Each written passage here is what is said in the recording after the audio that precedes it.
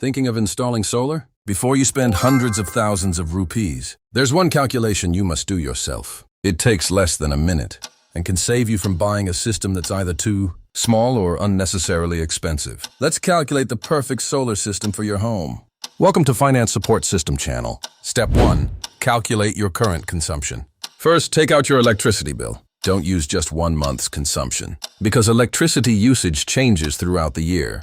Instead, look at your last 12 months' bills and calculate your average monthly units. Let's say your average monthly consumption is 500 units. This number is the foundation of your entire solar investment. Step 2. Plan for your future, not just today. Now ask yourself one important question. How do you see your home over the next few years? Will you install another air conditioner? Buy a larger refrigerator or freezer? Add an electric geyser, microwave, electric stove, or maybe even charge an electric vehicle in the future? That's why you should never size your solar system only for today's consumption. If you're planning for the next 3 to 5 years, increase your current units by about 30 to 35%. If you're investing with a 10-year vision, planning up to 50% extra is usually more practical. For example, current consumption DARS 500 units, 3 to 5 year plan, 500 multiply 1.35 6 and 75 units. 10-year plan, 500's 150, 750 units. Step 3, choose the right solar system. Now comes the easiest part. Use this simple formula. Required solar system. Expected monthly units divided by 130. Why divide by 130?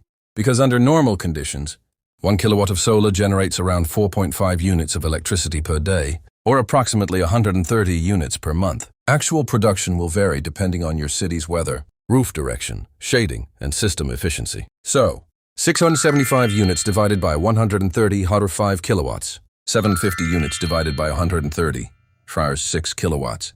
Congratulations!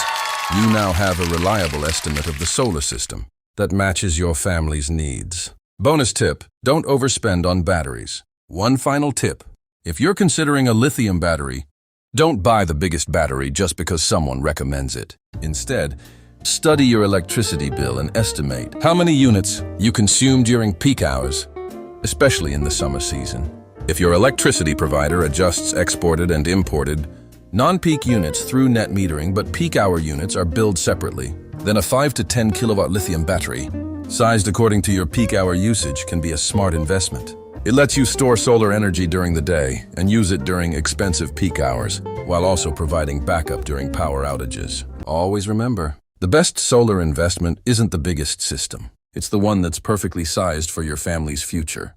In the next video, we'll calculate the complete investment required for 3, 5, 6, 10, and 15 kilowatt solar systems, compare their monthly savings, and find out exactly how many years it takes to recover your investment. If you found this video useful, then subscribe to FSS channel, where we turn complex financial decisions into simple, practical knowledge. See you in the next video.